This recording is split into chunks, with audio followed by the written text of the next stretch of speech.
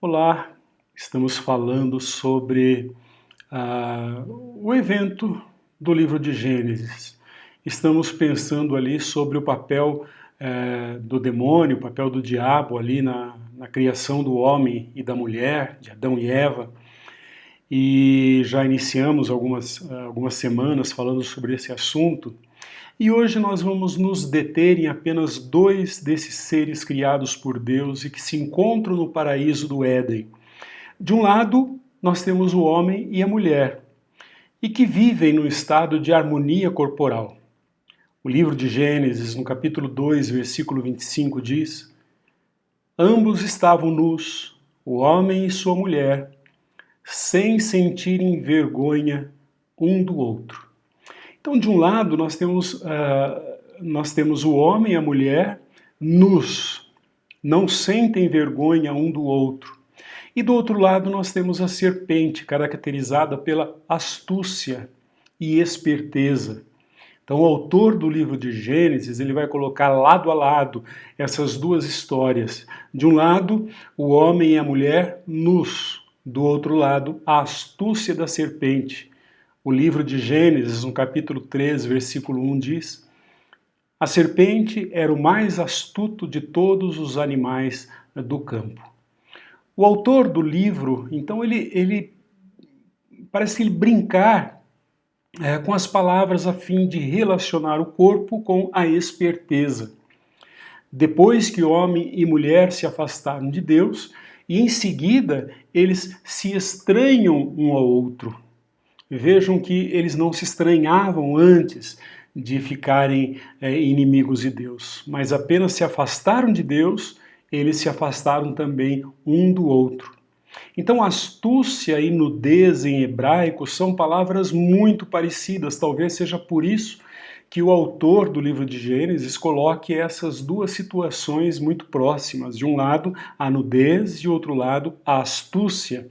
Elas têm, portanto, uma mesma origem. Assim nós temos a nudez, que é arum, né, em hebraico, e para se referir a astúcias nós temos arumim, palavras muito parecidas uma com a outra.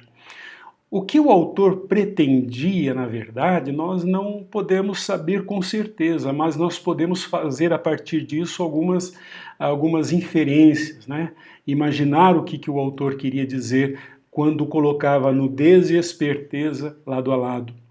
O homem é criado à imagem de Deus, e isso revela a real matriz humana. O homem tem no seu sangue, no seu DNA, ele tem a imagem divina. O corpo humano, portanto, não é apenas um amontoado de órgãos ou um conjunto de sentidos que o colocam a todo momento em alerta. Nós não somos a somatória de nossos órgãos e de nossos sentidos. E mais, o corpo humano é o lugar do sagrado, onde Deus habita. Portanto, Deus consagra o nosso corpo como seu legítimo templo. Deus escolhe o nosso corpo para morar nele. É assim que devemos ler, portanto, essas passagens. O relato do paraíso no livro de Gênesis iguala o corpo à árvore. Corpo e árvore estão ali na mesma sentença, do mesmo jeito. Então o corpo é comparado à árvore. E como a árvore, o nosso corpo é capaz de produzir frutos incessantes de conhecimento, de sabedoria. Então essa coisa de colocar a árvore junto do corpo, o autor quer dizer que assim como a árvore produz frutos, o corpo humano também produz frutos. Em hebraico não se pode falar em vida no singular. Vida somente pode ser referida no plural. De forma que o autor, quando se referiu à árvore da vida, na verdade ele se referiu à árvore das vidas, porque não existe vida no singular na língua hebraica. De modo que não se pode pensar num homem como tendo um tipo apenas de vida, comparável a qualquer outro ser desse planeta. Ele não pode nunca ser comparado a uma árvore ou um animal, ou qualquer outra coisa, porque ele não tem uma vida, ele tem muitas vidas.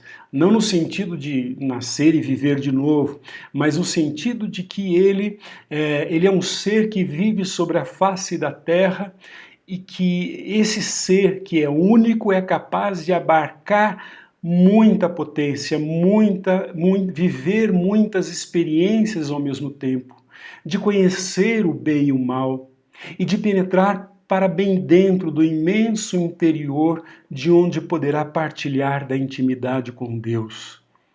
Você há de convir que nós vivemos ao mesmo tempo muitas vidas.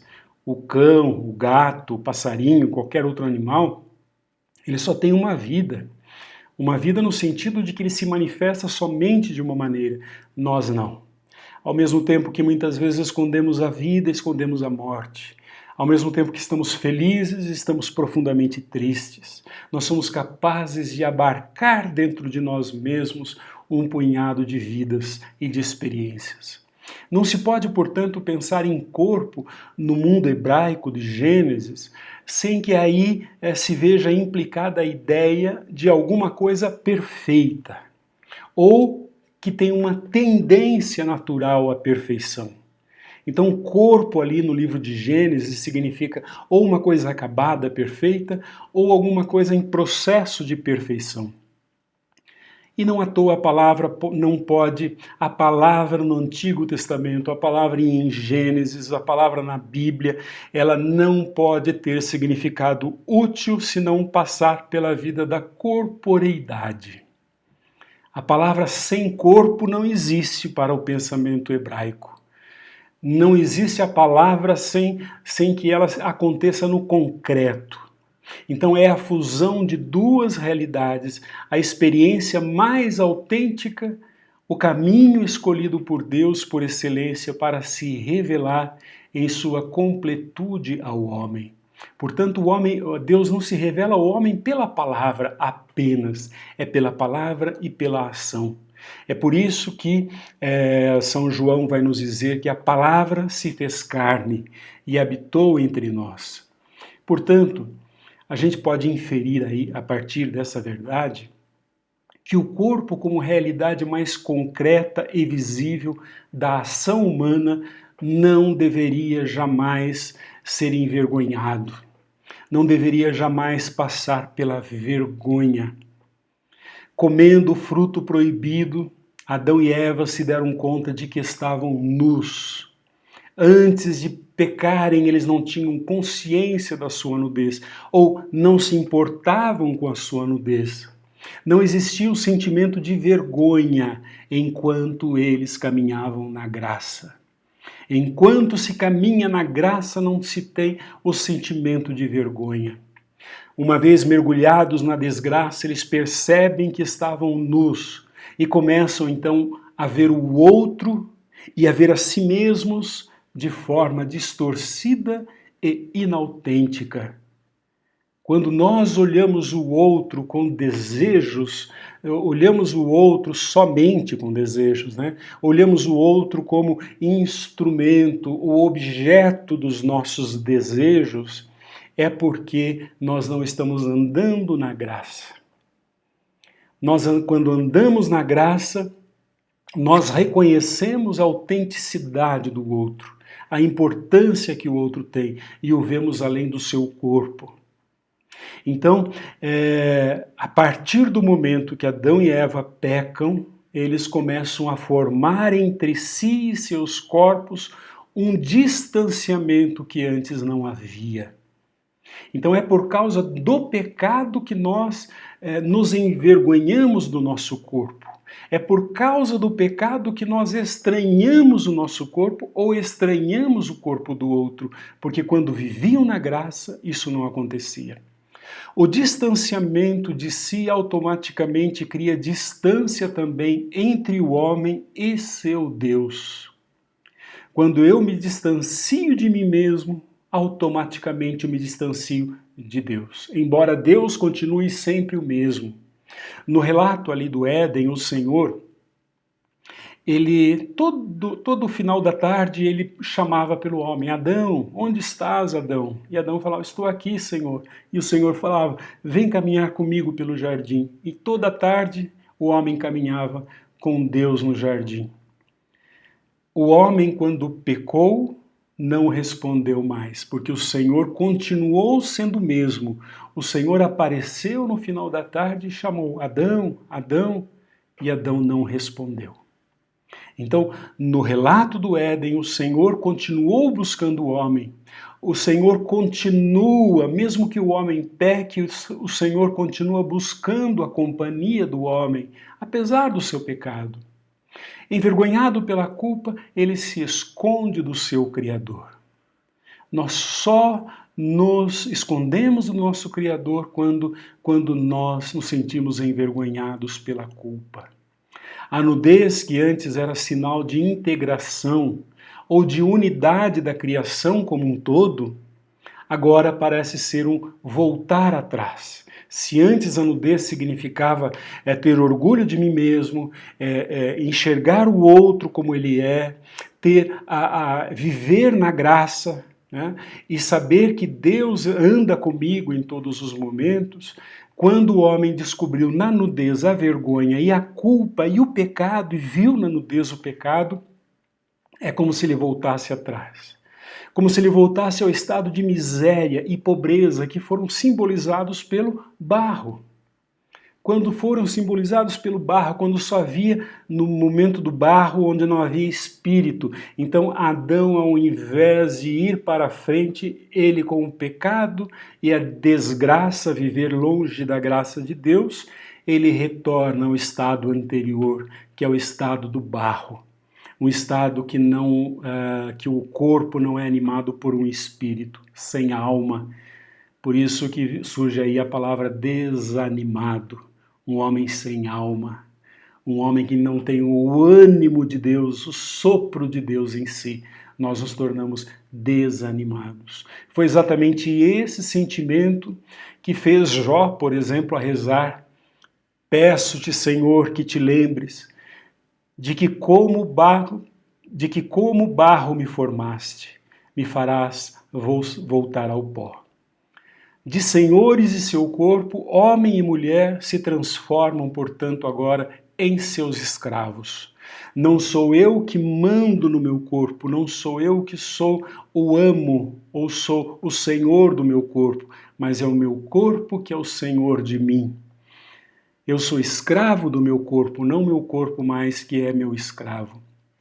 E ainda hoje nós somos herdeiros dessa vergonha primitiva, que nos arrasta a uma posição sempre inferior, prisioneiros da imagem idealizada do corpo, que é veiculada pela sociedade de consumo. Nós nos tornamos prisioneiros da imagem produzida por cosméticos e semelhantes ao produto que nós consumimos. Nós desprezamos a interioridade e toda a sua beleza natural. Desprezamos a beleza natural por uma outra beleza que é fabricada pelas mãos inescrupulosas que só querem vender os seus produtos para nós. A sociedade de consumo de bens e beleza gera um sentimento de vergonha daquilo que se é. E assim obriga a comprar alguma coisa que nos é estranha. Há uma indústria da beleza que convence o homem e a mulher de que eles não são perfeitos e que eles são insuficientes. É como se eles fossem assim calibrar a criação. Talvez Deus não tenha feito você de uma maneira muito perfeita, então tem aqui os cosméticos, tem aqui o batom, tem aqui as pinturas todas, né? Tem aqui os botox, né? Para te colocar então em dia com a criação.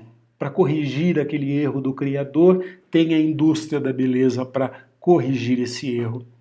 E ela, portanto, a indústria da beleza, ela acaba criando um novo ser, alheio a si mesmo e indiferente ao outro. Eu espero que você tenha gostado, peço que você ouça com bastante atenção novamente, porque é muito importante entender isso, a importância do corpo, o papel da nudez no Antigo Testamento.